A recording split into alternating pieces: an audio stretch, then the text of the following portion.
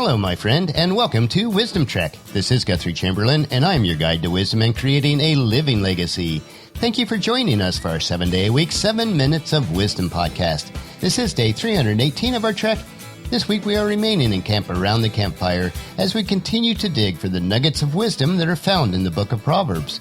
So far, we have explored the first 17 verses of chapter 10, and we will continue to cover a few verses each day throughout this chapter. This section of Proverbs, which includes chapters 10 through 26, compares and contrasts bite-sized nuggets of wisdom that apply to our everyday life. I know that you'll enjoy them as we learn these things together. Thank you so much for coming along with me each day as we explore and consume these nuggets of wisdom. These bits of wisdom will help us to live the rich and satisfying life while we are creating our living legacy. While some of our daily treks are a multi-part series, you can join us at any time and start along with us from that point on. But if you would like to listen to any of the past episodes, please go to wisdom-trek.com to listen to them and to read the daily journal. You can also subscribe to Wisdom Trek on iTunes, Spreaker, Stitcher, SoundCloud, and Google Play so that each day's trek will be downloaded to you automatically. We are broadcasting from our studios at Home 2 in Charlotte, North Carolina. The week of work and activities is fairly brisk as we work on our various clients and the projects that we are involved in. One of our major clients, we provide on-demand remote software support, and we never know how much time that will consume in a day. So we have to be flexible and shift between the other projects. I have to admit that there are some days that I find it very difficult to switch focus between the projects and still be as productive as I would like to be.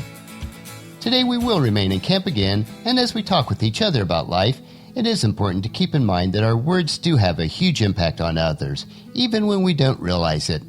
I certainly have fallen prey to this many times. This is why we should choose our words wisely and sparingly.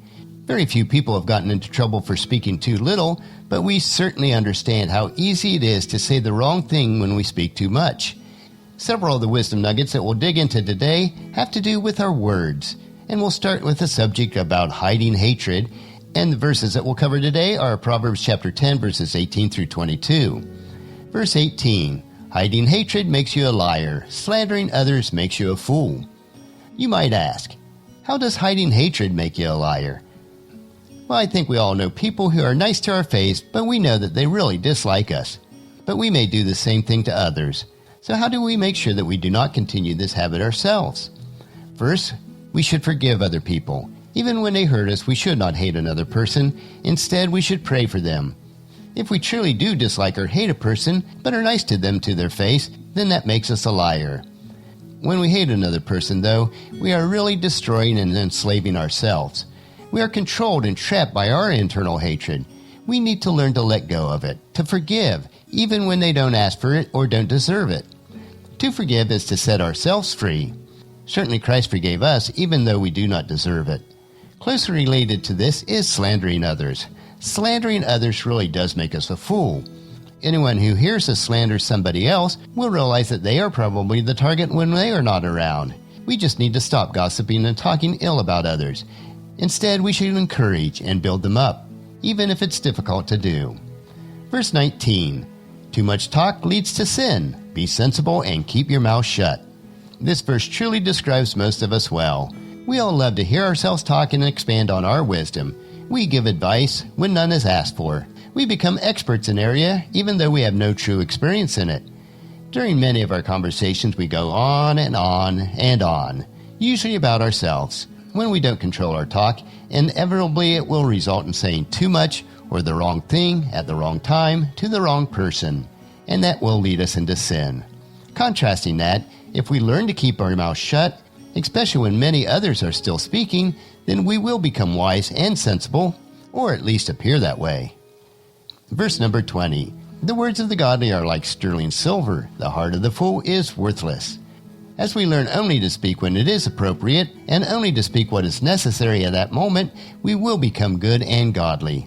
Then when we do speak, it will have an effective influence and bring value to others, just like the value of pure silver. Contrasting that is the fool, the person that prattles on so much that the quality of their speech becomes worthless due to the quantity of their speech. Now on to verse 21. The words of the godly encourage many, but fools are destroyed by their lack of common sense. As we learn to control the quantity and quality of our words, then we will become effective and powerful. Instead of insulting others with our speech, we will encourage others. Our words will become good and godly. On the contrasting side of that are those that speak foolishly. When you speak too much and speak what is not appropriate, it will reveal your lack of common sense. A truly wise person with good sense does not have to speak a lot for others to realize that they are wise. And verse 22, the blessings of the Lord makes a person rich, and he adds no sorrow with it. To shift our focus a bit now, we see that our true riches come from the Lord and are provided as blessings to us. These could be financial riches, but there is so much more in life that truly makes us rich. As a Christ follower, whether we have little or much materially, we should be daily rejoicing in all the blessings that we do have. The Lord wants us to live the rich and satisfying life, one that contains no sorrow. So choose to live abundantly today. Today we've dug up 5 more precious nuggets of wisdom. 4 of them deal with controlling what we say and when we say it.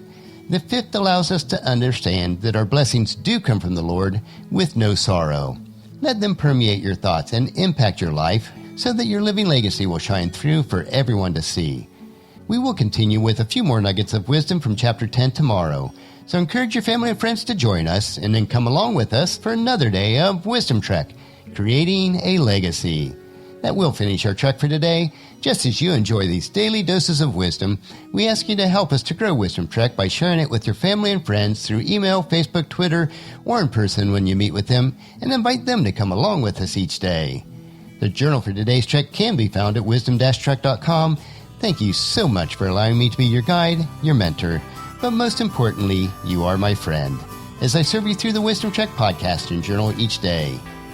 As we take this trek together, let us always live abundantly, love unconditionally, listen intentionally, learn continuously, lend to others generously, lead with integrity, and leave a living legacy each day. This is Guthrie Chamberlain reminding you to keep moving forward, enjoy your journey, and then create a great day every day. See you tomorrow.